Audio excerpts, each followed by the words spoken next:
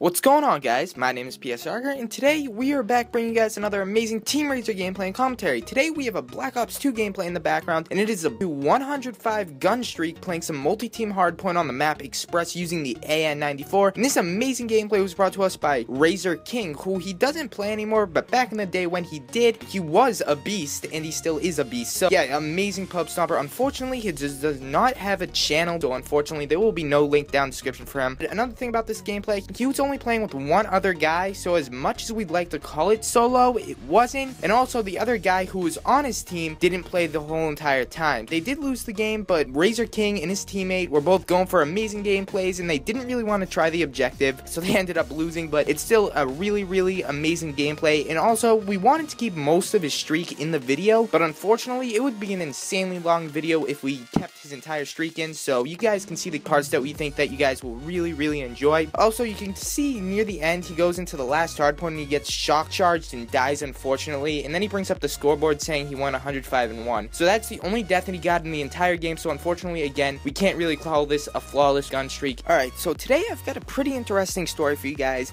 It's the time that I caught a convict, I guess we could call that. We caught a criminal, and obviously that's pretty good. Let me tell you guys how this entire thing went down. This happened about 2 or 3 years ago. I was at the mall with my dad and my brother. We were just walking through the mall, and so we're walking around the mall, and this weird guy walks up to us and he sticks out his hand. He's like, "Hello, my name is Dave." And it was just, he wasn't like an old guy who my dad might have known from work or anything. He was like in his mid-20s, and it was just really weird. And so my dad, exercising caution, he told me later why he didn't shake the guy's hand in case he had like a knife or something. Just being cautious, you don't know this guy in the mall randomly. So my dad just kind of like backs his hand away when the guy just puts out his hand. But anyway, moving on, my dad's like, "Alright, hi Dave," and we just kept walking. And Dave's like, he comes up and he's like, "So I specialize in telepathy, like I can read minds. Like, see that girl over there? I knew she was wearing a pink top." And he like pointed to a girl with a pink top, and it was like, what point are you trying to make there, Dave? So anyway, we kind of like, he starts following us, and then we go down near the Apple store, and we go inside the Apple store, and there are a bunch of state troopers hanging out in front of the Apple store. Reason being is because there's a bunch of electronics in that Apple store. But anyway, state troopers like to hang out around there, so we went inside. The state trooper kind of eyeballed this guy, and the guy goes away. So anyway, we go into the Apple store, and then my dad says,